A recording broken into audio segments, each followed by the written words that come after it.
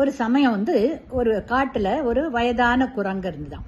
அந்த குரங்கு வந்து யாருமே ஃப்ரெண்ட் இல்லாம அது ரொம்ப வயசானதுனால தனிமைப்படுத்தப்பட்டு ரொம்ப டிப்ரெஸ் ஆயிடுச்சு. அதனால அது செத்து போலான்ற மாதிரி தோணுச்சு.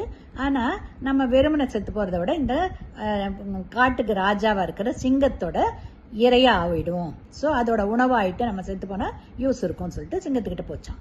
அப்ப அந்த சிங்கம் வந்து தூங்கிட்டே இருந்திருக்கு. உடனே இந்த குரங்கு என்ன பண்ணுச்சு, அந்த சிங்கத்தோட காதை பிடிச்சி இழுத்துட்டு அப்புறம் அந்தாண்ட போய் ஒளிஞ்சிக்கிச்சான். உடனே சிங்கம் முடிச்சு பார்த்துட்டு யார் என்னோட காதை பிடிச்சி இழுத்தது அப்படின்னு கர்ஜிச்சு கேட்ட உடனே இந்த குரங்கு வந்து சொல்லிச்சான், இந்த மாதிரி நான் ரொம்ப தனிமையில் இருக்கேன், அதனால எனக்கு வாழ்க்கையை போர் அடிக்குது, செத்து போலான்னு நினைச்சேன், ஆனால் உங்ககிட்ட வந்து இரையாகலான்னு வந்தேன். அப்போ அந்த சிங்கம் சொல்லிச்சான், இந்த இந்த காட்டில் நான் ராஜாவா இருக்கிறதுனால எல்லாரும் என்னை பார்த்து பயந்து ஒதுங்கி போறாங்க. ஸோ என் கூடயே விளையாடுறதுக்கு யாரும் இல்லாமல் தனிமையாக தான் இருக்கிறேன். நீ வந்ததும் எனக்கு சந்தோஷமா இருக்கு, நம்ம 2 பேரும் ஒத்துமையா இருக்கலான்ச்சான்.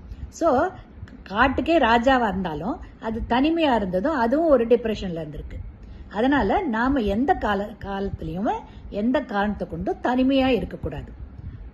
4 ஃப்ரெண்ட்ஸ் இருக்கணும், இல்ல ரிலேட்டிவ்ஸ் இருக்கணும். அது மாதிரி ஒரு கும்பலோட நம்ம சேர்ந்து இருந்தாதான் நம்ம டிப்ரெஷன்ல போகாம இருப்போம்.